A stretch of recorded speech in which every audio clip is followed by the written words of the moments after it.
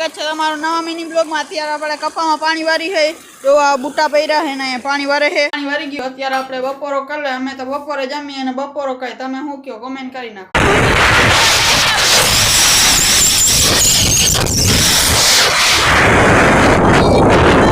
ये पुगी गया रस्ता में। गाड़ी में तमने कई संभळातुं नहीं होय। गाड़ी थोड़ी का फास्ट हाकतो तो एटले वाड़ी बताड़ी दઉં तमने एक फेरे। आ है हमारी वाड़ी। अहींया मानवी वीणे अहींया बपोरा देवा आव्या ता। आ रह्यो भाई अहीं गाड़ी हाकी दे।